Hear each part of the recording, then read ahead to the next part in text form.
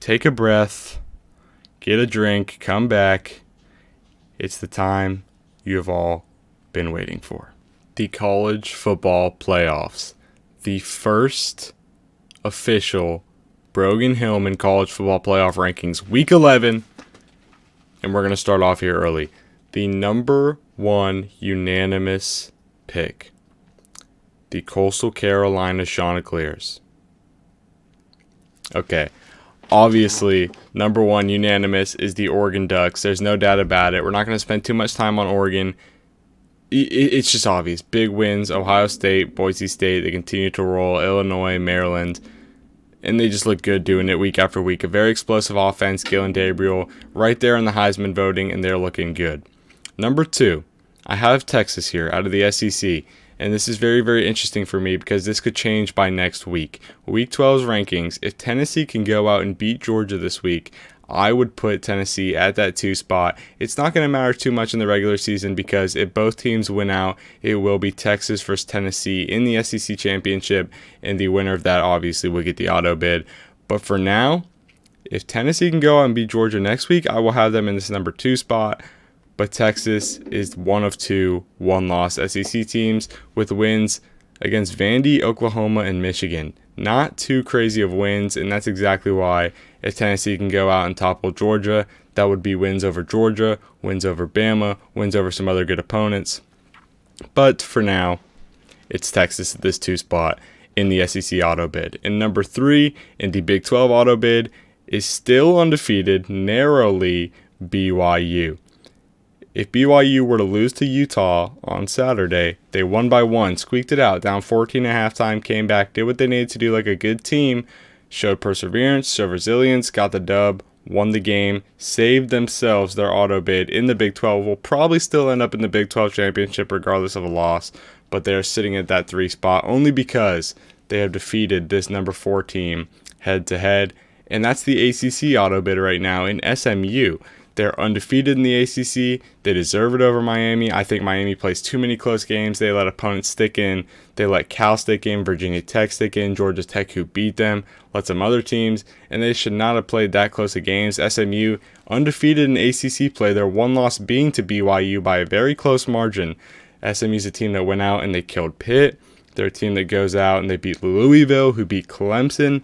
They have good statement wins in the ACC. It's just a weaker conference, so only one team is coming out from there. And right now, I think if SMU played Miami in that conference championship, which it's looking to line up that way, because I think Miami will get the auto bid in the conference championship over Clemson, because Miami beat Louisville handily and Clemson lost to Louisville in that ACC, so Miami would get the tiebreaker. I think SMU, if Miami plays the way they've been playing all season, and that's sloppy, letting teams stick in the games, SMU's going to make them pay, and they're going to get this auto bid in a victory over Miami. But if Miami can play to their potential and just ice out SMU, it's their auto bid for the taking. So it comes down to how they play in that conference championship, my ideal conference championship there in the ACC. Getting to these at-large bids. Number 5 is no surprise. It's Ohio State. Ohio State is a team that has one loss in that Big Ten. And their one loss is to Oregon, the unanimous number 1 by 1. They played a great game. They stuck in there the whole game. It was close. It was back and forth. Also have a big statement win against Penn State, beat Purdue, Nebraska, some other names. Ohio State's the unanimous 5 at-large bid. They're the best at-large bid in the country right now, and we all know that. Number 6, Rocky Top, Tennessee.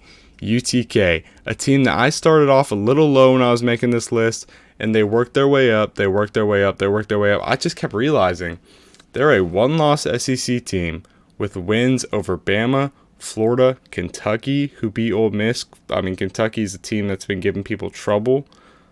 Tennessee is a team that has statement wins. Their one loss is to Arkansas by 6, a sloppy loss, one that they dropped. And a couple teams have done that in the SEC this year. Bama dropped a sloppy loss. Ole Miss dropped a sloppy loss. There's just teams that just drop these sloppy losses, but that doesn't mean they can't bounce back. Tennessee's a prime example of this. They've been heating up. They've been killing their opponents recently.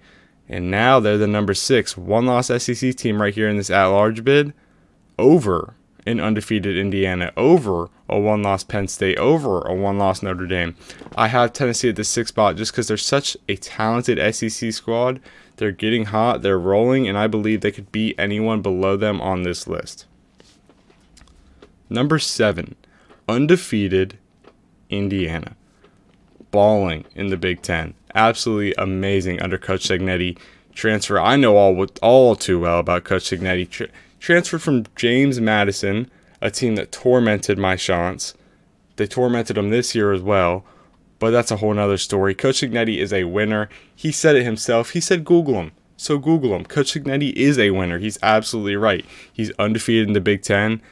If they can go out and beat Ohio State in 2 weeks, we're talking a whole different ranking system. My rankings in 2 weeks could be insane if Indiana can do the unthinkable.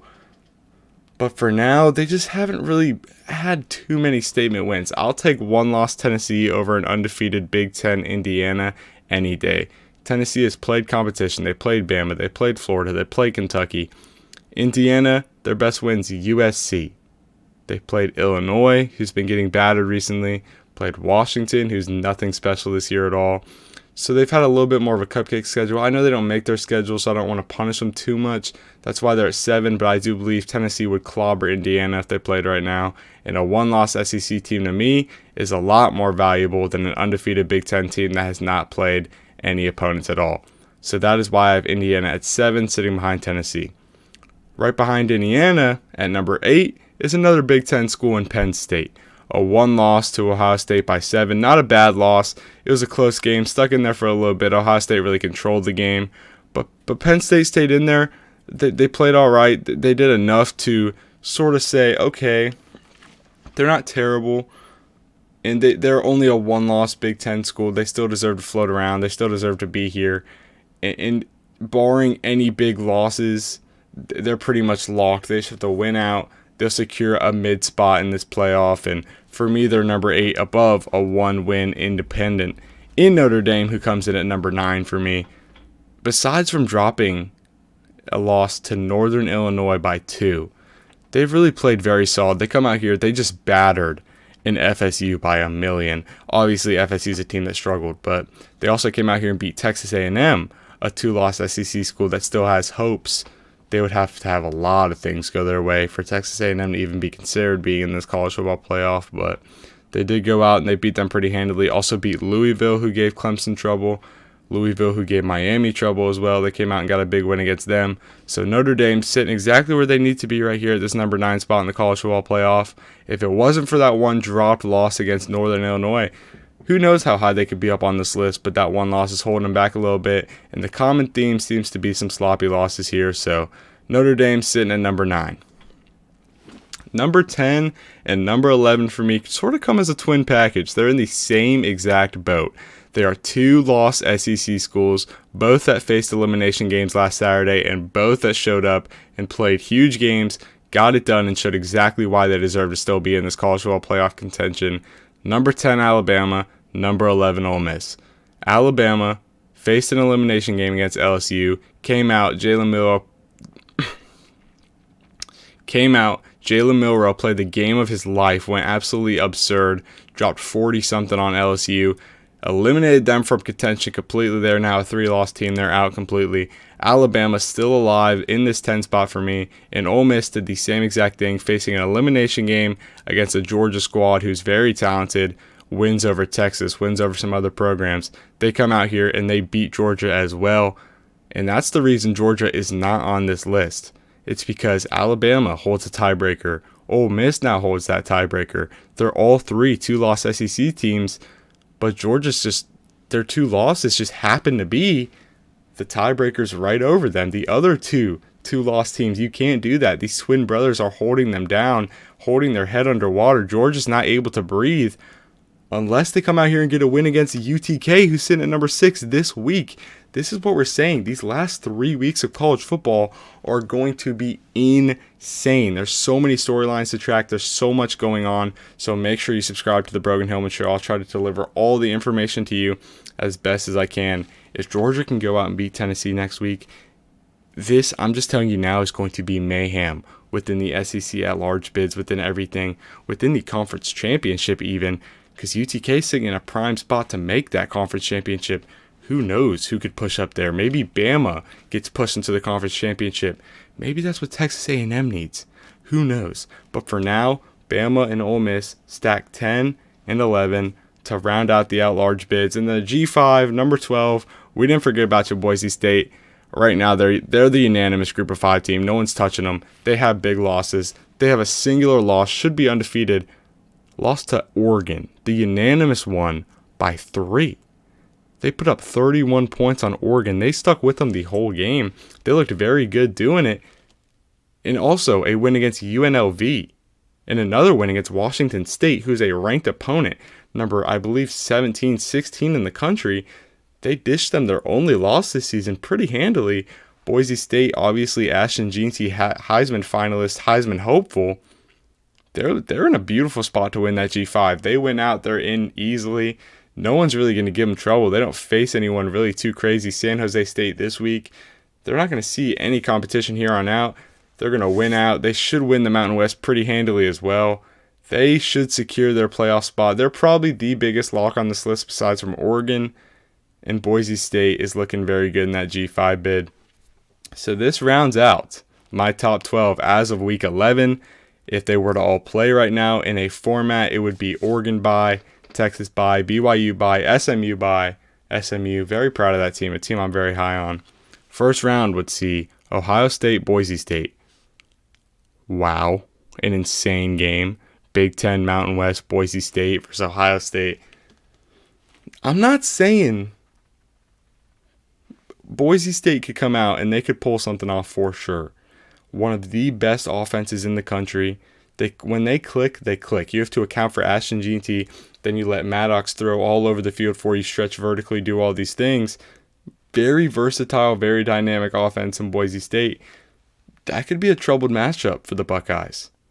Then heading down, UTK versus Ole Miss. SEC matchup in the first round. That would be a big matchup. Nico Olomayava. Then you have Jackson Dart. 2 great SEC quarterbacks going head-to-head. Then you flip the script. Indiana, an undefeated Indiana. Coach Cignetti versus Alabama. First-year head coach at Alabama, Kalen DeBoer. That would be a great game. Big Ten SEC matchup. You flip the script again. A Penn State Notre Dame matchup. That would be a great matchup. Just so many possibilities for so many things to unfold within these past couple weeks of college football. And it's going to be insane. It's going to be madness. So make sure you tune in. Again, make sure you subscribe, you follow whatever platform you're watching this clip on right now.